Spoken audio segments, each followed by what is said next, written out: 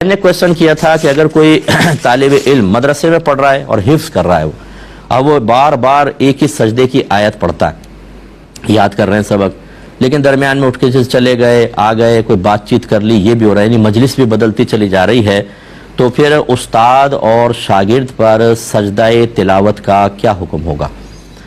देखें, जब तालीम व ताल्लुम होता है ना, तो उसमें चूंकि इस आयत सजदा अगर बार बार पढ़ रहे हैं तो ये हरज अजीम है कि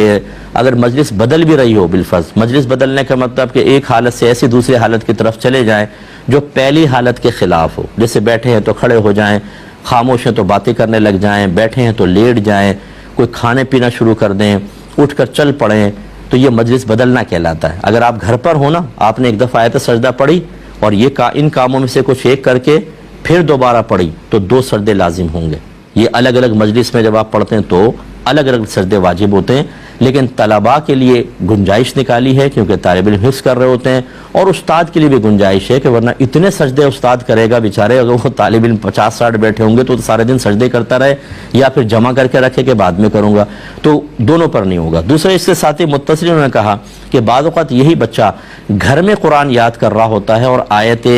सजदा को बार बार पढ़ रहा होता है और घर वालों के कान में आवाज़ पहुँच रही होती है, अब क्या हुक्म शरअ होगा? देखें, अब बच्चे पर तो नहीं होगा क्योंकि तालीम और ताल्लुम का सिलसिला उसके साथ अब भी कायम है, लेकिन घर वालों पर ज़रूर होगा। जितनी बार आयत सजदा सुनेंगे उन पर सजदा तिलावत वाजिब होगा।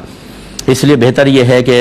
हमारे मदारिस में भी काश ये हो जाए कि हाफिज़ बनाने के साथ साथ एक आप सिलेबस मुरत्तब करें जिसमें बच्चे को ये तमाम अहकाम सिखाए जाए, जो ख़ास तौर पे अगर वो बच्चा आज इमाम बनता है तो इमामत के जितने मसाइल हैं वो सब उसको आने चाहिए, इसी तरह क़िराअत के मसले आने चाहिए। तो उस बच्चे को चाहिए था कि ऐसी जगह पढ़े ही नहीं कि घर वालों के कानों तक आवाज़ आए, कहीं कमरे में अलहदा होकर बंद करके, और अगर पढ़ना ही था तो आयत सजदा की तकरार ना करे, उसको मतलब कि आहिस्ता पढ़ ले, बस अपने कान तक सुने, बुलंद आवाज़ से ना पढ़े। दूसरों ने